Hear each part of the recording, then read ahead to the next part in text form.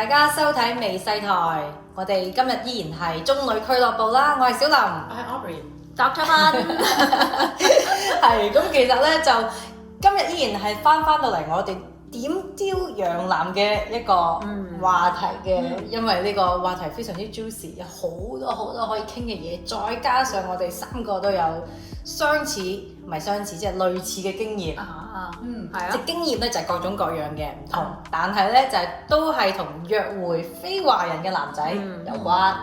咁其實講到咧點同洋男約會嘅話咧，就一定有好多遐想嘅。未開始之前，未拍過之前，就會有好多嘅想像啦。咁所以咧，首先今日就要嚟傾下，喺未約會外國男仔之前，我哋所以為會發生嘅有啲點樣嘅憧憬，有點樣嘅遐想。我諗洋男俾人哋嘅image 啦，即係譬如我有時我自己啲香港嘅女仔朋友咧，仲係會以為我係有啲好自由嘅生活啊，啲洋男嘅伴侶會係即係好 wild 啊，日日都即係 rock and roll 啊，日日都 party 咁樣，但係其實實際上我嘅經驗就係佢哋其實比啲華人嘅男仔朋友係更加傳統嘅，即係我識嘅嗰啲係啦，不煙不酒啊。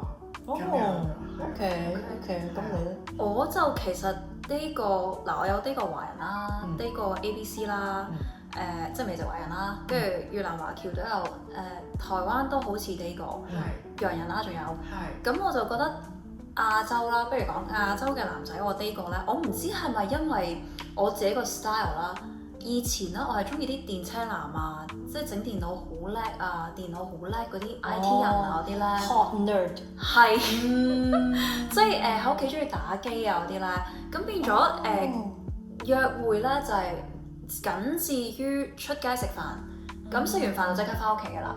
咁versus 洋人咧，我就覺得即係如果同我哋出去約會咧，通常就係做啲戶外活動啦，行山啦，試過有一個洋人佢係揸電單車啦，咁就騎佢車尾咁樣，即係去好多唔同嘅地方，好即係好玩咯，即係唔係話一出去食完飯就即刻翻屋企咁，即係好多 exploring 去做下嗰啲咁樣咯。但係未約會之前，你已經知道係會咁，即係有咁樣嘅設想，同你設想係一致嘅。係啊，因為咧可能係認識佢之前，佢話過俾我聽佢中意做啲乜嘢啦。咁大概就知道哦，咁即係可能如果同佢約會，可能就會做呢一啲咁嘅嘢咯。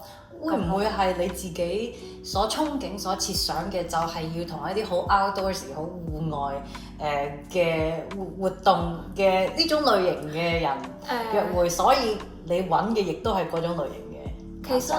其實冇乜 expectation 啊，因為咧我之前date 嗰啲啦，即係我係 date 咗亞洲人先嘅，就係 expect 嘅就係出街食完飯，可能就會翻屋企傾偈 hang out，即係我完全冇 expect 過係會揾到一個咧係會同我出去戶外嘅。咁但係咧同啲洋人男仔傾偈，佢哋就問佢哋啊，你平時中意做啲咩？我中意去 hiking 咯，點咯。咁我就喺度諗，有冇機會同你哋出去約會嘅時候會有機會 hiking 咧咁樣？咁點知真係發生咗喎，咁所以就覺得即係冇 expectation 之下發生咗呢一啲嘢，咁就幾 surprise 喎，幾好喎咁樣。我同你係完全相反喎，咁樣我係即係發覺亞洲嘅男仔朋友，我好少亞洲嘅即係男朋友啦，第一個，咁但係咧，我記憶咧就係其實亞洲嘅男仔咧係比較識得去捐窿捐罅揾嘢玩嘅，即係佢哋會睇好多書啊、好多雜誌啊、travel blog 啊、YouTube 啊咁樣，即係佢哋係好多嘢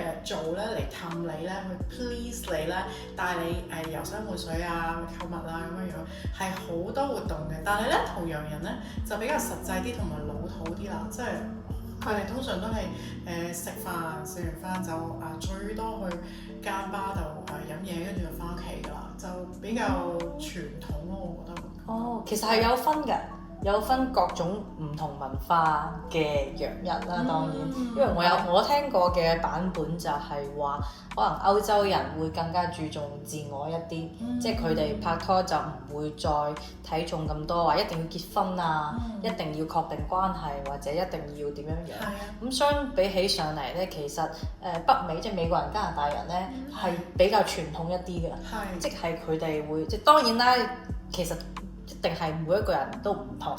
喺無論喺邊個地方都好，包括華人都好，係一定有人更加浪漫，一定有人更加中意捐窿捐罅揾嘢玩，都有日非常之悶或者係宅男噶嘛。咁但係 in general 嚟講，係北美即係美國加拿大嘅文化係會更加 family oriented 啲。我都覺得係，完全同意。即係大家會覺得啊，我哋要最後係要即係至少有一半嘅人都係諗住第日可能會 settle down 結婚。可能係生仔，所以我嘅 concept 反而就係、即係啲亞洲男係佢哋好 fun，好多嘢玩咁樣。但係當我諗係婚姻大事嘅呢啲咧，咁我就會覺得北美嘅男士係比較傳統穩重，係老公嘅 type 咯。對我嚟講，我都覺得我係倒翻轉，因為咁樣講啦，之前可能因為我年輕啦，咁我date 嘅都係比較年輕嘅男性啦，咁佢哋都係亞洲嘅。當時佢哋係冇諗過話，即係要 settle down 啊，佢哋真係出去玩啊嗰啲咁樣啦。咁可能年紀大咗啦，咁我遇到嘅人當然係即係咯，唔知點解咧即係唔係話我哋老啦，但係佢哋係會諗去 settle down 咯。咁我因為年紀大咗之後遇到嘅都係洋人啦，咁所以反而個感覺就係咯。北美嘅洋人係比較上 settle down 多啲咯，係傳統啊，的而且確係啊。我以前從來都冇同唔係華人嘅男仔拍拖之前咧，我就冇意識到呢啲嘅差別。我就係喺我當時嘅腦海當中咧，就係覺得只要係西人，佢哋一定好浪漫啊，好 sweet 啊。網上未見到咩意大利人，因為我當時有一個閨蜜喺上海。咁係網友嚟嘅，但係我哋後尾就成為咗無話不談嘅閨蜜喺線上。咁然後佢就係 date 咗一個意大利人，咁意大利人就好出名，就係好浪漫，好識 flirt。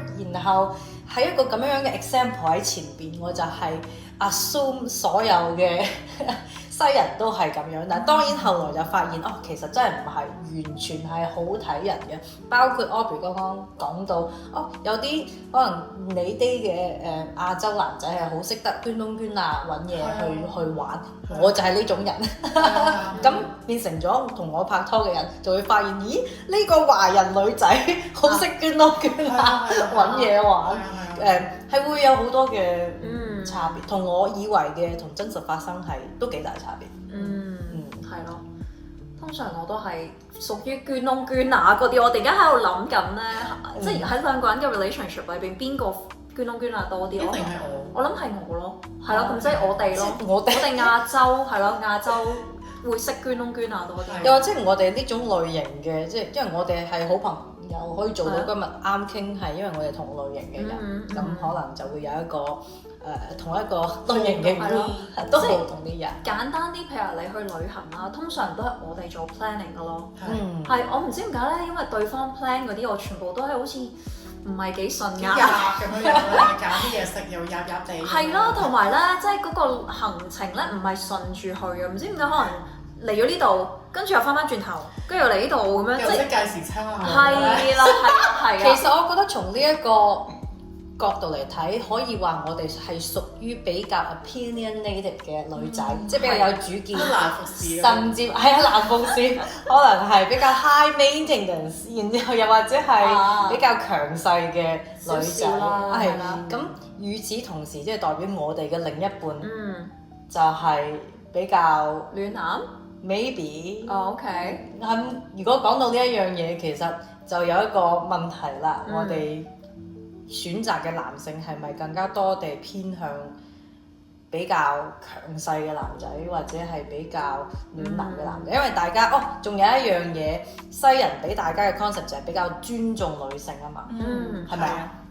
大家會覺得西人比華人更加尊重女性。咁我相信越係受到更加多嘅教育，越係年輕嘅一代華人嘅男性都會好尊重女仔嘅。咁但係 in general 啦，包括係從可能10幾20幾年前開始，你再去睇翻，當然係西方嘅男性更加早開始尊重女性多啲嘅。咁呢個喺你哋嘅生活當中係即係約會嘅經歷當中有樣體驗嘅？因為我自己最大嘅體會就係喺做床上運動嘅時候，西人嘅男性佢好睇重嘅一樣嘢就係呢個女仔做得開唔開心，舒唔舒服？係啱，係咪啊？非常之正確，大家都有同感啊！係啊，呢個即係咧感覺上咧就係亞洲嘅男性咧，即係唔係想講得佢哋好衰咯，即係佢哋唔會話喺個做緊發生床上運動嘅時候同你溝通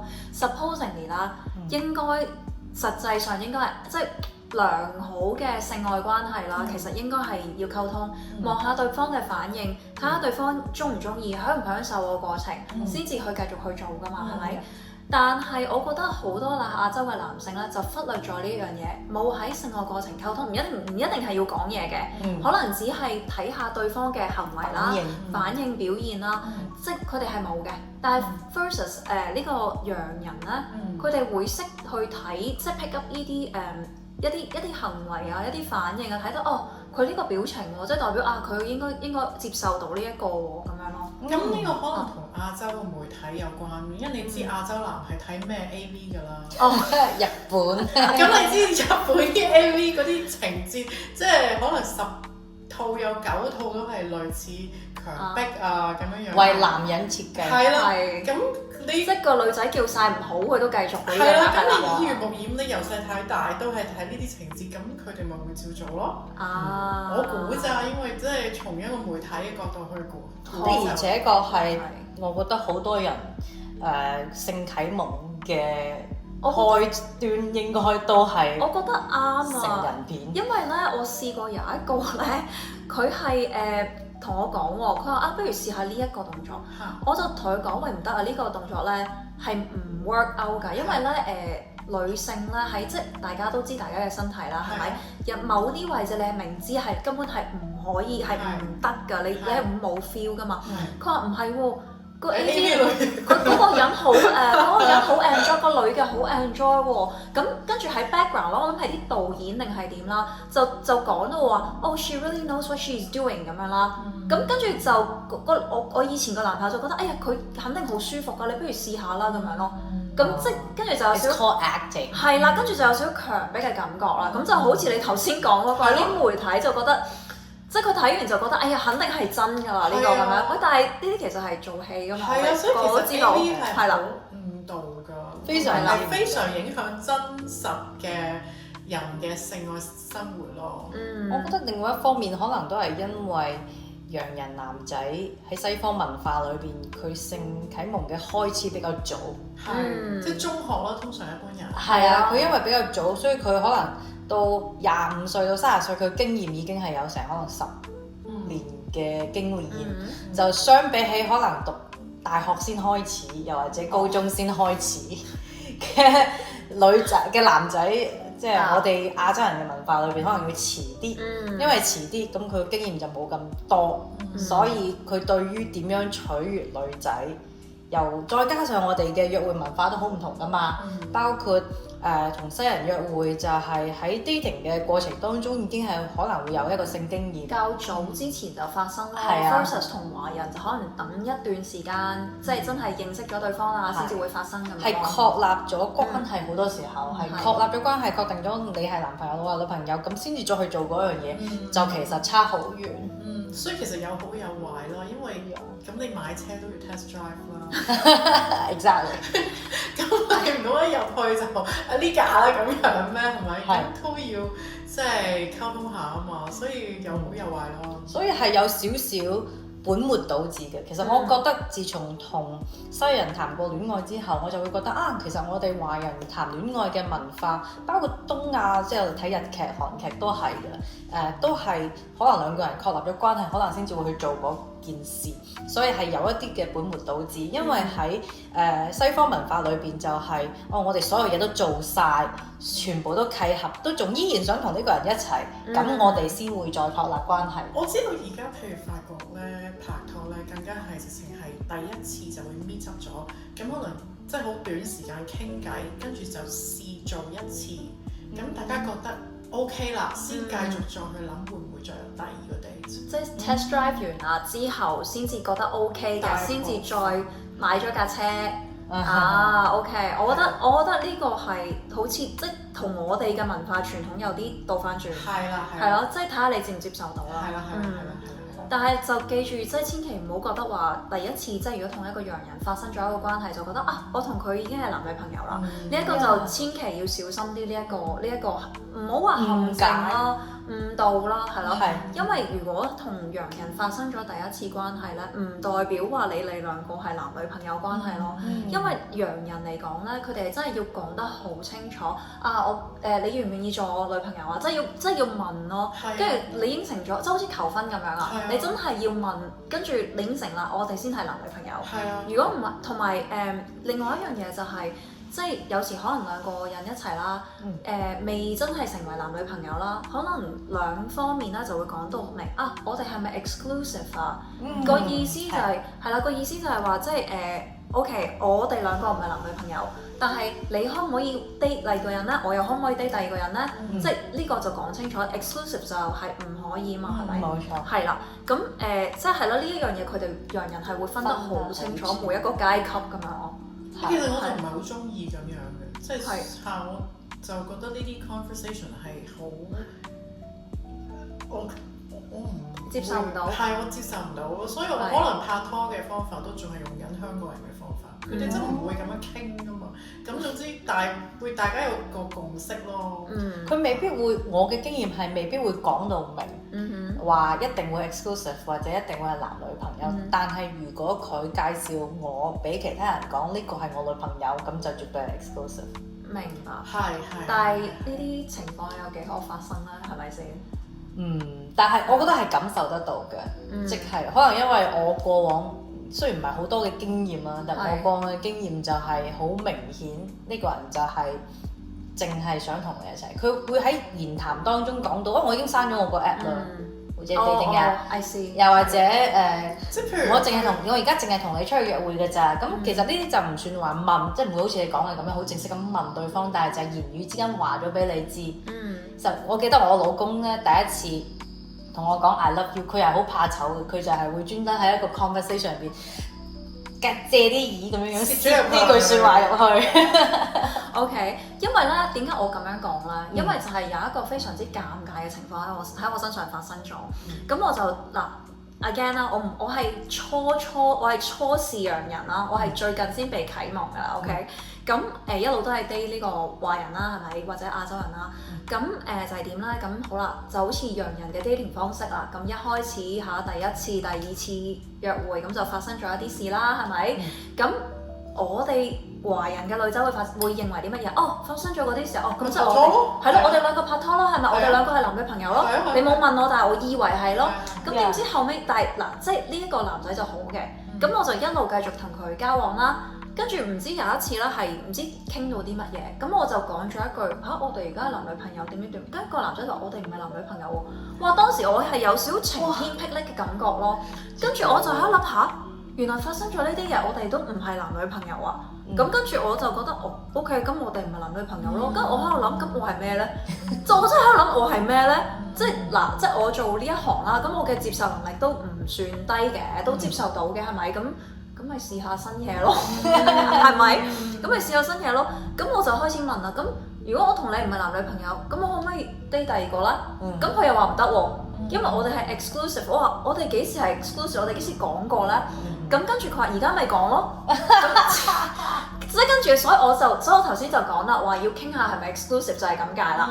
咁跟住足之咧，後尾我就咁我又唔可以 date 第二個，咁我同你又唔係男女朋友，哇！你都好似綁死咗我啲咁樣喎。我覺得其實係同每一個人嘅 personality 同埋佢每一對 couple 嘅 dynamic 係有關嘅。我諗係咯，因為我覺得你係好白羊座嘅，白羊座咧就係 out in the open。咁啊睇下《White Lotus》裏邊咧，咪有個白羊嘅女仔嘅，第3季嗰陣時，佢咪話I'm Aries，I'm out in the open，絕對就係同你一樣，就係所有嘢都要攤到明嚟講，你先至會 get 到。哦，係啊，即係好似我剛剛分享，包括其實 Aubrey 嘅就係相反啦。Aubrey 就係佢覺得唔使攞出嚟講，我哋 feel 到係就係，唔係就唔係。係即係譬如我同我老公拍咗拖10日，佢就俾咗佢屋企條鎖匙我，咁咪知㗎啦。你俾條鎖匙，咁如果第度有個女仔喺度，咁你點會俾條女一條鎖匙咧？喂，咁即係所以我肯定係佢嘅女人㗎啦。咁所以呢啲嘢係唔使講嘅，對我嚟講。但係喺我個 situation 嚟講，根本係冇嘛，我又冇鎖匙，我乜都冇，你明唔明啊？係啦，咁所以如果我覺得某一個位，我應該有鎖匙，我應該會見佢屋企人，我應該會見佢啲 friend，但係呢啲嘢從來都冇發生咧，咁我就知道咩事。係，因為其實我講呢一個conversation 嘅時候咧，我同呢個人已經係我諗相處咗個半月啦。係啊，即係唔係好短時間啫。你10日喎，我長過你喎。10日有啲快啲，係咯，10日真係好快。係啊， 10日係好少見嘅，各位觀眾朋友們，千祈唔好攞呢個時間段10日作為俾條鎖匙人哋，大家作為一個判斷嘅基準。哇！我識咗個男仔10日啦，佢點解仲未俾條鎖匙我？係，this is a rare case。但係最終我係逼到佢問咗嗰個問題咯，即係又唔係逼嘅，即係我有少少係啦，做咗少少嘢啦。因為佢唔知咧喺人哋面前咧講到好似我係佢女朋友咁喎，跟住我就係當眾講咗一句，我話我同你唔係男女朋友喎。咁跟住佢愕咗然咁樣望住我，咁我話你又話要講清楚，咁係佢自己講，你話要講清楚，跟住而家喺人哋面前咁樣話，咁我咪覺得喂點解咁嘢咁樣？你好似你話乜就話乜咁樣。哦，係，所以其實真係幾白羊座嘅，非常之白羊，好典型。我覺得呢個就係溝通問題啦，就係兩個人可能私底下要有非常之多嘅，或者係一定要有咁樣嘅 conversation 去確定呢一樣嘢，特別係第一次multiracial 拍拖嘅人，因為好似我哋剛剛提到，就係大家嘅 dating culture 差太遠啦，所以如果你可能第一次同自己完全唔同文化嘅人約會嘅話，就一定會要講清楚。如果唔係，你甚至乎要同對方講，喺我嘅 culture 裏邊，其實我哋而家咁樣拍咗拖，乜嘢咗，其實已經算係男女朋友噶咯喎。咁喺你心裏邊點諗？但係不過我又覺得，如果你直接咁講，會唔會嚇親對方咧？唔會㗎，即係啲日本人咁樣啫嘛，佢哋乜都告白㗎嘛，你有冇聽過啊？